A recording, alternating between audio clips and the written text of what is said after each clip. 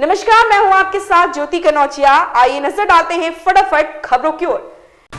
श्री रामलला की प्राण प्रतिष्ठा के बाद देश के कोने कोने से रेलवे अयोध्या के लिए नई ट्रेनें शुरू कर रहा है। आस्था स्पेशल के नाम से 30 जनवरी से ट्रेनों का संचालन शुरू हो रहा। पूर्वोत्तर के असम, त्रिपुरा, गुवाहाटी, ओडिशा, पश्चिम बंगाल और झारखंड के साथ बिहार PDDU नगर स्टेशन वाराणसी कैंट होते हुए यह स्पेशल ट्रेनें अयोध्या जाएंगी।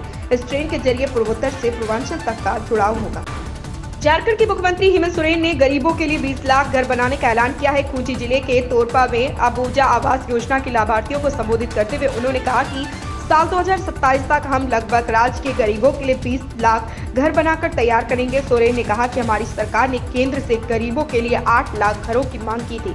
पहले तो केंद्र ने इसे स्वीकार किया, लेकिन बाद में वह अपनी ही बात से मुकर गए। 2 फरवरी को धामी कैबिनेट अयोध्या जाएगी। बुधवार को सीएम धामी ने यह निर्णय लिया, कहा कि सभी श्री राम मूर्ति के दर्शन के लिए एक साथ जाएंगे। सीएम ने कहा, हम सभी प्रभु श्री रामलला की प्राण प्रतिष्ठा के साक्षी बने। यह हर्ष उल्लास और देश को गौरवान्वित करने वाला क्षण है। अयोध्या में श्री राम के बाल विग्रह रूप की प्राण प्रतिष्ठा के बाद सीएम ने कहा कि प्रभु श्री राम न्याय, नैतिकता, सत्यनिष्ठा, साहस, शालीनता और करुणा के भाव को अपने जीवन में लाने के लिए संकल्प लेने का दिन है।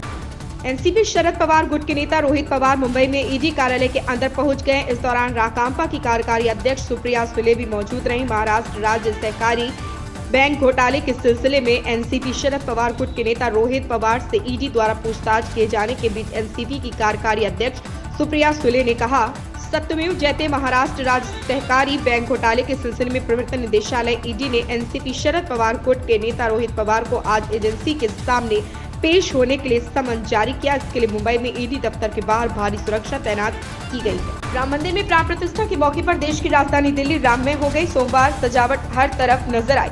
सड़कों व गलियों में दिन भर राम नाम के झंडे लहराते रहे। जगह जगह सजावट में लगे फूल खुशबू बिखेर रहे थे।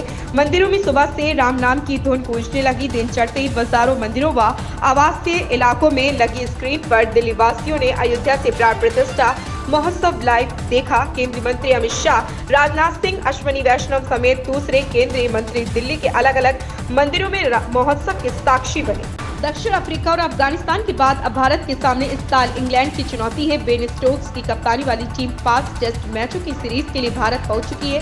गुरुवार 25 जनवरी को सीरीज की शुरुआत हैदराबाद के राजीव गांधी अंतर्राष्ट्रीय स्टेडियम में होगी। भारतीय स्पिनरों का सामना इंग्लैंड के खेलने के नए तरीके बैच बॉल से होगा। ऐसे में सीरीज और ज्यादा रोमांचक होने वाली है। हैदराबाद में टीम इंडिया 6 साल बाद कोई टेस्ट मैच खेलेगी। स्कूली बच्चों के लिए जरूरी खबर है। यूपी के बदायूं जिले में भीषण सर्दी को देखते हुए जिलाधिकारी ने बड़ा फैसला लिया। कक्षा 8 तक के सभी बोर्ड के स्कूलों और आंगनबाड़ी केंद्रों में 24 और 27 जनवरी का अवकाश घोषित कर दिया गया। 25 जनवरी को पहले से ही हजरत अली जन्मदिन का घोषित अवकाश है। शुक्रवार को गणतंत्र दिवस है। 28 जनवरी को रविवार है। दिग्गज समाजवादी नेता और बिहार के पूर्व मुख्यमंत्री कर्पूरी ठाकुर को मरणोपरांत भारत रत्न से सम्मानित किए जाने के फैसले का कांग्रेस ने स्वागत किया। हालांकि पार्टी ने इसके ऐलान को जातिगत जनगणना के मुद्दे से जोड़ते हुए भाजपा पर तंज भी कसा। कांग्रेस ने कहा कि जाति आधारित जनगणना कराना ही ठाकुर को सच्ची श्रद्धांजलि होगी, लेकिन नरेंद्र मोदी के नेतृत्व वाली सरकार इससे भाग रही है। पार्टी महासचिव जयराम रमेश ने आरोप लगाया कि भारत रत्न देने का मोदी सरकार का फैसला उसकी हताशा और पाखंड को भी दिखाता है, क्योंकि वह राष्ट्रव्यापी जाति जनगणना से इनकार कर रही है। पूर्वी उत्तर प्रदेश से लेकर पंजाब समेत उत्तर पश्चिम भारत में एक दिन की मामूली राहत के बाद गलन वाली ठंड फिर बढ़ गई है। कई जगह घने कोहरे से लेकर बहुत घना कोहरा छाया रहा। खासकर रात और सुबह के समय दिन में हल्की धूप खिली, लेकिन ठंडी हवाओं ने उसकी गर्मी को बेअसर कर दिया। इसका असर तापमान पर पड़ा और न्यूनतम तापमान में गिरावट दर्ज की गई। कई जगह पर यह गिरावट ज्यादा रही। अली अब्बास जफर के निर्देशन में बनी अक्षय कुमार और टाइगर श्रॉफ अभिनीत फिल्म बड़े मियां छोटे मियां का टीजर रिलीज हो गया है। टीजर को देखकर साफ हो रहा है कि इसमें अली अब्बास जफर ने वह सब कुछ रखा है जिसकी दर्शकों को चाह है। एक सामान्य ईद रिलीज से लेकर भव्य एक्शन, हाई ऑक्टेन ड्रामा, भावनाओं का अति प्रभाव और देशभक्ति की एक मजबूत लहर है। बड़े मियां छोटे मियां के टीजर में इन सब की झलक देखने को मिली है। नई फिल्म बड़े मियां छोटे मियां 25 साल पुरानी फिल्म से बहुत अलग है, जिसके साथ इसका शीर्षक साझा किया गया है। इन खबरों में बस इतना ही। बने रहें हमारे साथ।